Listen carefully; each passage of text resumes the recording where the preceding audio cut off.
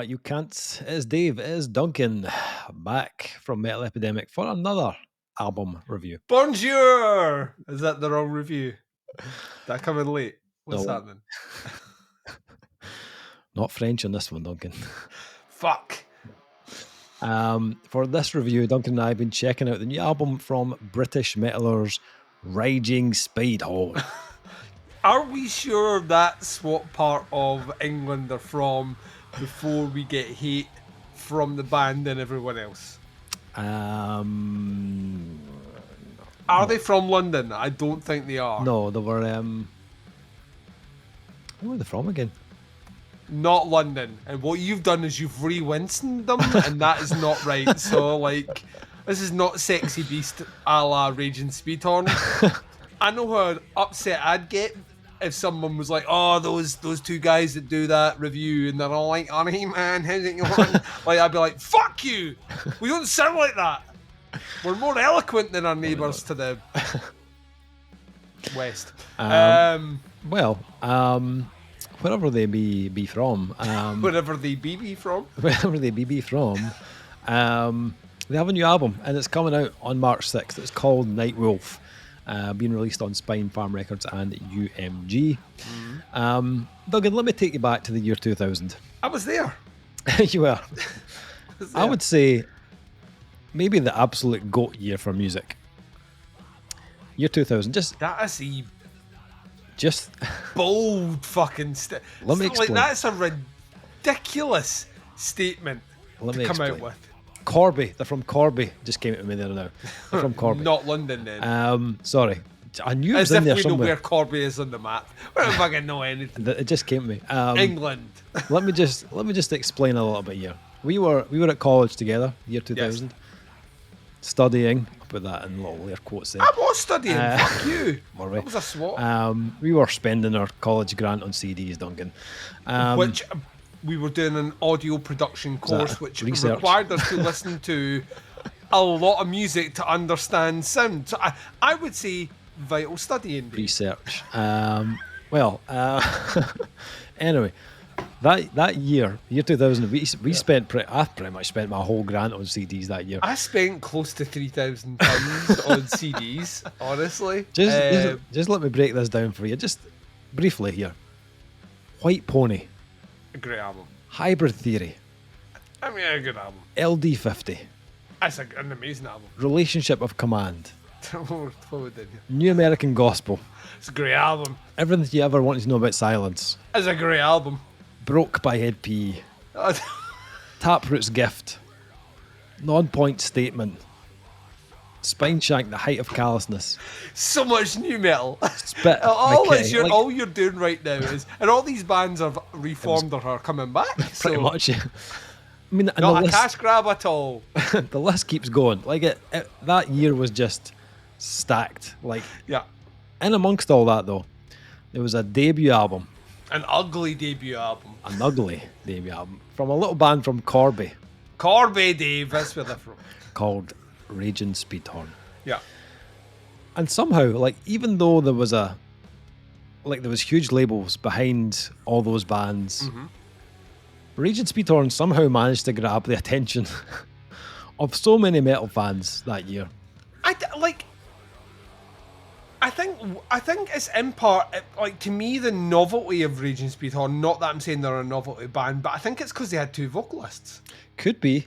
I remember that debut single so fucking clearly, and like Thumper was the first one. Was Thumper? Thumper was the first single, and it was. I used to like fucking like MTV Super Rock used to play it. That's ages us horribly. Get my cane. I can't see you. Where's my hearing aid? But like the fact there was two vocalists in that band, I just remember going. Yeah. Like it had this nasty production, this kind of sludgy, grungy sound. Well, that was the other thing.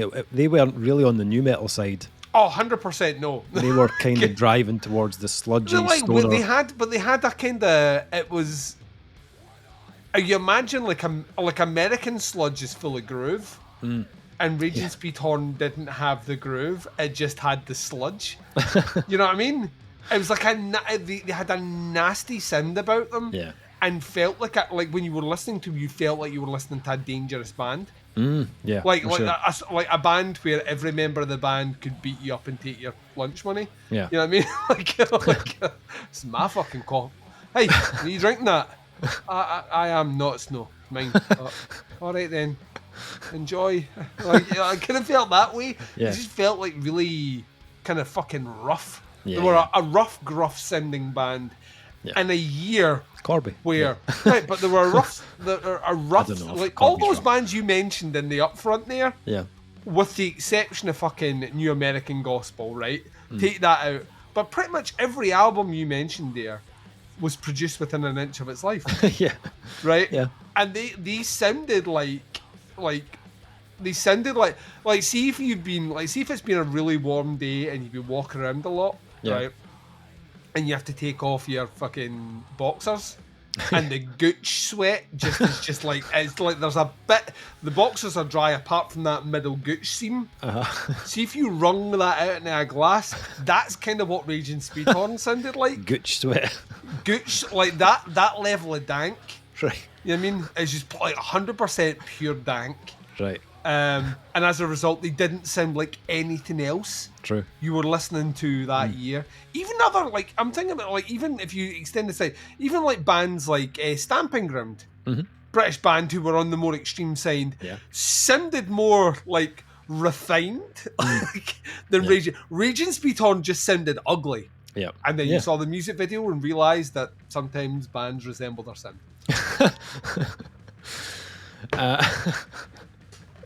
I can see that because they're English, right? Okay. Right. Okay. We're Scottish. So we've got to throw some shade. However, in 2025, after many, many years, decades. They've been on again, off again for a while now. Yeah, they've been like fairly consistent. They've been putting out releases pretty much, for the last fucking 25 years. But now, for some reason, it now feels like a great time for a Raging Speedhorn album. Like that genre and that style, it's perfect for 2025. Yeah. There's a lot of bands that unwittingly are doing the Speedhorn sound without knowing they're doing the Speedhorn sound. Yeah. This would be album number 7, and sees the band join Spinefarm Records, who are just like Hungry Hippo and uploads of acts at the moment. It's really interesting to see that label come back to prominence. Yeah, fucking, they've got Employed to Serve and While She Sleeps, Bullet for My Valentine. Like, there's a lot of big hitters on there. Nightwolf is the new album, an album that perfectly captures the magic Raging Speedhorn have been concocting over their 25 plus year career, flitting between sludge crushing doom and high energy dirt fueled rock and roll riffs. The sextet have matured like a fine wine and honed their craft to a new level. Nightwolf is the first album to feature new guitarist Daft Williams, who joins founding members Frank Reagan on vocals and Gordon Morrison on drums, plus mainstays Jim Palmer on guitar, Andy Gilmore bass, who also plays with UK post-hardcore legends 100 Reasons, and second vocalist Dan Cook. The reinvigorated lineup sees Speedhorn not only capture the spirit of the band's DNA, but push their own musical boundaries and swagger into new uncharted territories. Additionally, the album has given co-vocalist Dan the opportunity to add his unique stamp on vocals. While Hard to Kill, the previous album, saw Dan replace long-standing vocalist John Laughlin, who stood down after 21 years. The album has already been partially recorded during Laughlin's departure. This time around, Dan, who's no stranger to the band and its fans, he has stood in for both Frank and John over the years when needed, was involved from the get-go. Recorded with Russ Russell. Woo. Oh my God, blast from the fucking past, Jesus Christ. He's worked with fucking everybody. Everyone. What was? He produces this podcast. I lie. Parlour Studios and Kettering, UK. The relationship between Raging Speedhorn and Russell has been honed over many years. He has produced the Pledge music released Lost Ritual and Hard to Kill. That was my mouse. I mean, this fucking mouse. I'm grunging it. Fucking Hard to Kill. Okay, so yeah, safe to say, Raging Speedhorn, 25 years plus, and the sound has matured, over the years, over the last 6 albums. But what about Nightwolf? How did we get on with this brand new one, album 7? What did you think of Nightwolf? Let me put my cards on the table, Dave. Right, put them on. Let me tell you a Lay little them story. on. Raging Speedhorn to me have always been a band who've been able to deliver like about 2/3 of an album that I legitimately like, Yep. and 1/3 of an album where I feel like we haven't quite got everything in place, or we're kind of regurgitating what I've heard before, or we're just filling space, right? And Killing I will time, just killing time. Brooke, 2000, the greatest year for metal. What a year. David Buchanan, Metal Epidemic, 2025. They never had to me, they never had an album which was like front to back, just full of great tracks, right? And as a result, they're one of the few bands that are a band I dabble in and I don't listen to. I'm an albums guy. I love listening to an album. Yeah. I struggle with Raging Speedhorn because I always hit that point where I'm like, oh, right, we're kind of I'm losing interest. The band might not be, but I am. And as a result, I don't go back to them nearly as much. And when this came in, the first thing I did was I was like that, oh, fucking thumper. Like, I was like straight in, like, I was like all the, I said, oh, I was like, ah! Like, I was fucking, like, I was 19 all over again.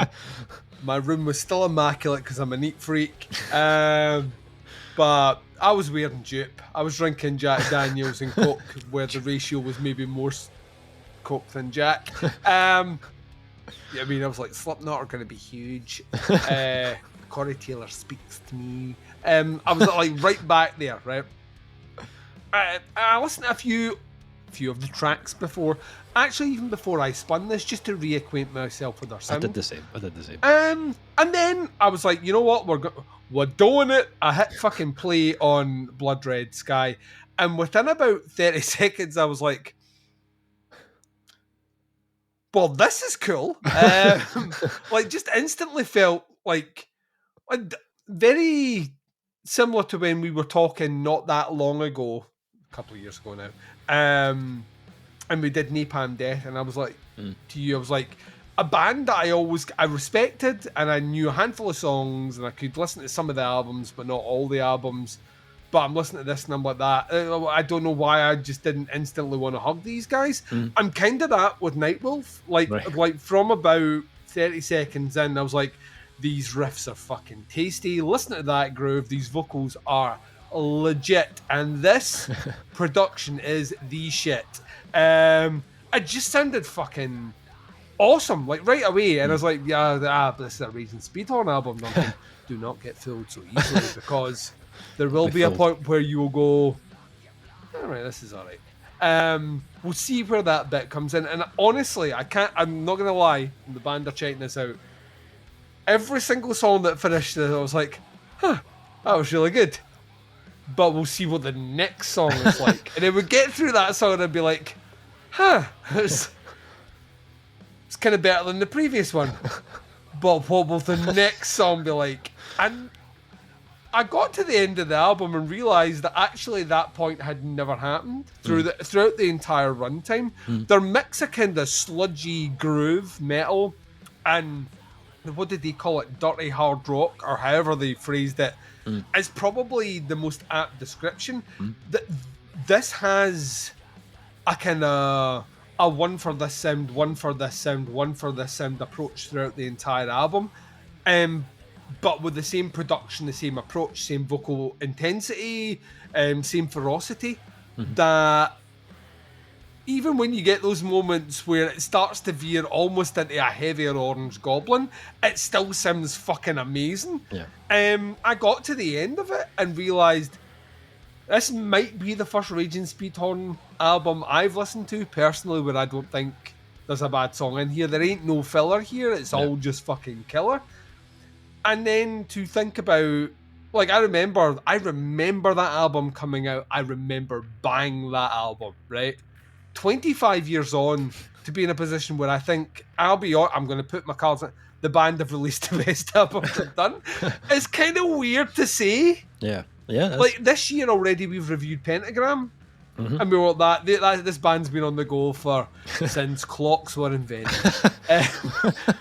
And this album was fucking amazing. Yeah. Like, this might be the best thing the band's ever done. Mm-hmm. I'm kind of in the same position with Raging Speedhorn. Mm-hmm. This is the album to me where, that first time you listen to Hot Damn by Every Time I Die, and you're just like, what the fuck is this? And this is just everything I want from like punk and rock and 70s rock and hardcore in one album. I think Raging Speedhorn, even though they are originators of a lot of that sound, specifically in the UK, have come back with an album that kind of almost resets things, not only positions themselves as a vibrant, vital 2025 band, but at the same time build on it with those elements of a bit of rock and roll, a bit of hard rock, and a lot of kind of snarly, sludgy grunge. The production on this is fucking awesome. Like, absolutely fucking awesome.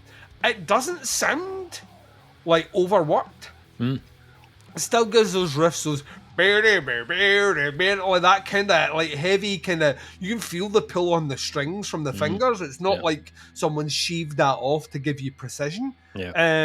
And it's rough and it's ready. It like stumbles in bits, you know what I mean? Not that like bad notes are played, but it just feels at times like deliberately sloppy in a way where things are just a little bit out but feel real, the way that music is played in a room. Vocally, the two levels here, I prefer this. I'll be honest with you. I thought, and I've said this before, the original lineup, the two vocalists had a lot of crossover, which to me at times made me feel out with the fact that you need to breathe. Why do we have two vocalists here? And this one, there is a range between the two, and as a result of that, you get more impact. When they're in together and you've got someone at that kind of scorching kind of mid-high range, and the other vocals sitting in that fucking deep, fucking death metal guttural, it's just, it like opens their sound up. The riffs on this are fucking nuts. Like, it's like there's an abundance of just, that's a cool riff. Oh, that's a cool riff. That's a fucking great riff. It's full sounding. It's fun as well. It's got a sense of fun about it. Like, even like you look at the album artwork, and you see Night Wolf, and you're instantly thinking Teen Wolf, which is what I was thinking. It's like Michael J. Fox in this man. And then you hear the album is kind of like at sections playing things with that kind of almost Andrew WK rock kind of fucking stomp where you just want to drink beer and high five your best mate. Which would be you, Dave, because you're my best. High five. And there's a lot of that in there, but then there's also a lot of stuff that has a bit more snarl and a bit more like about it. I'm going to say this right now. I think this is my favourite Raging Speedhorn album. Not only do I think this is my favourite Raging Speedhorn album, I think 25 years in, I think this band are just hitting their stride. Like, I think they are now just like at the point where I'm like that fucking yes, queen. like more of this shit.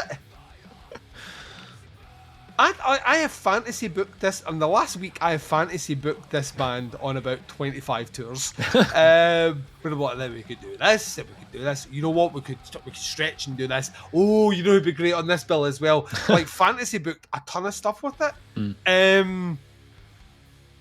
I don't think I can think of any other band out with the aforementioned Napalm Death where I'm like fully in on an album from a band that I was always kind of tepidly like a big toe in the pool but never fully in on it. Like, I think it's just so much fun. It's a banger, like hashtag banger. It's taken me 20 minutes to get hashtag banger out. So if I put that at the beginning, we would have been fine. What about you? I saw you nodding a lot. I always thought you were a bigger Speedhorn fan than I think so. I think it was marginally. I loved the debut. Like, that's, and I did the same. Like, I spun it just before checking out this album. I was like, I'm going back to relive my youth. Gotta go back in time. Go back into the album and fucking just head banged along. Such a great riff. And then I listened to Nightwolf, and I was like, holy fucking shit. Like, this might be one of the most consistent and fine-tuned albums they've made to date. This is, okay, stylistically, not a massive jump from what they did on Hard to Kill, the previous album. The core elements are all still there. It's, heavily sludge-driven, massively groovy, soaked in a bit of kind of southern character. But when you mix it with that kind of, I was going to say rock and roll, but we'll call it gooch and roll.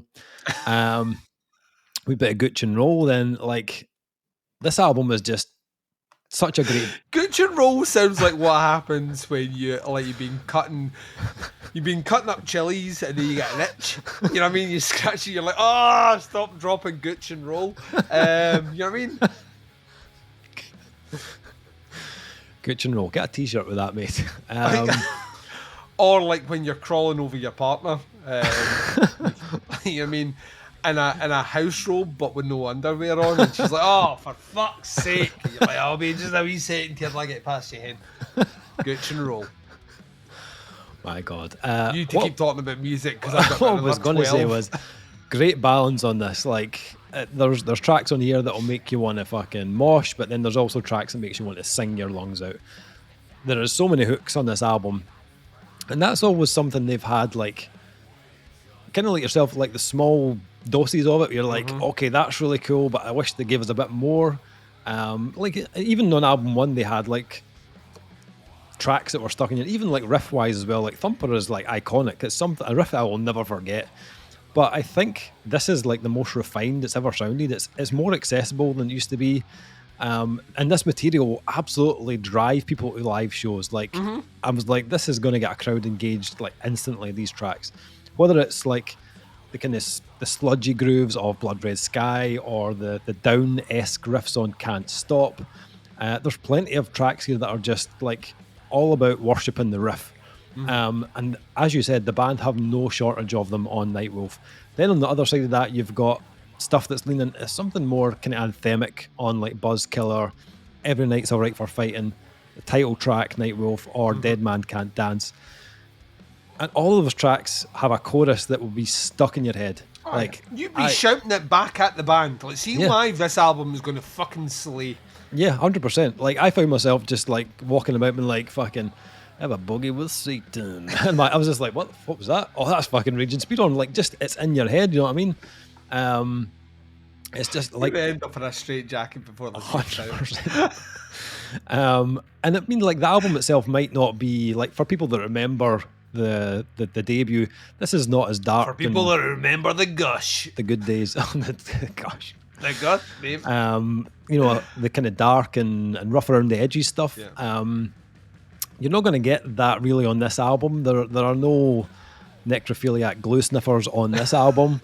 Raging Speedhorn have definitely got more upbeat over time. But I mean, it's not to say that they don't like touch on some of the earlier heaviness as well. There's a couple of moments in here where there's a riff that kicks in, the vocals kick in, and you go, "Oh yeah, fucker." For me, heavy it was Blood Red Code. When the bass came in on Blood Red Code, I was like, "Oh yeah, bastard!" I jumped back 25 years. It was just like all girth in that bass. The track itself is more ominous in tone, and it does have a bit of the old school kind of Speedhorn delivery to it. But then again, you've got like the back and forth between the low gutturals and the high register screams as well, which kind of made me think of that era. But I knew instantly when it kicked in, I was like, okay, this is a track that's not going to come with a big sing-along chorus. It's going to be all about the filth, and it delivers, like absolutely delivers. And I kind of forgot, like, I love Frank Reagan's tone, like his vocal tone is amazing. Like it might be a slight. Got better as well. That's the thing. Like 25 years in, it just sounds just as fucking gnarly. Yeah, it might be partly nostalgia because it like takes me back to that late 90s period. But his style and his vocal tone is just killer.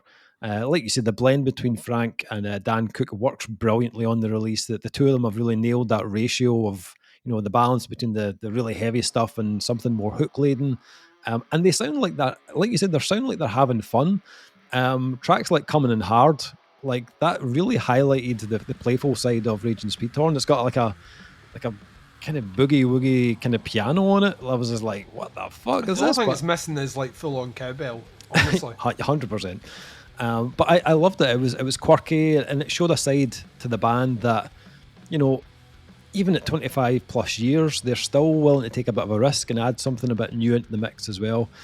Yeah, I think, like yourself, I think this might be one of their strongest, if not their strongest album to date, which is kind of wild. Like, they seem to just be getting better with time and delivering albums that are full of bangers, basically. And they should just keep Russ Russell on retainer, basically, because the album sounds incredible. Russ's worked with like fucking everyone, Napalm Death, all that. He's produced a podcast, but no. He never disappoints. Like, and once again, I think he's captured a really killer sound, but also the character of Rage and Speedhorn as well. Yeah, like, really enjoyed this. I mean, actually, did we ever see Rage and Speedhorn live? Have we ever seen them before?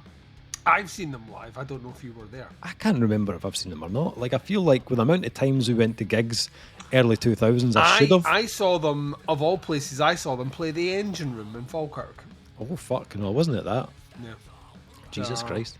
Way back in the day. I never saw them on like a formal tour, but they played there. Right. So... well, they do have a UK tour coming up in March to coincide with this release.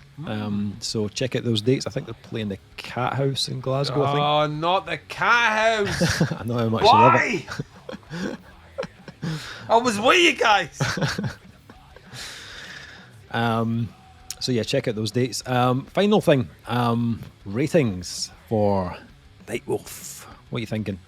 That's a 4.5 for me. I think this is absolute full-on Stone Cold banger. Like I like all the way through the like this is the sort of album I will go back to and back to and back to and back to because it's just a fucking great time from start to finish. It's also incredible beer drinking.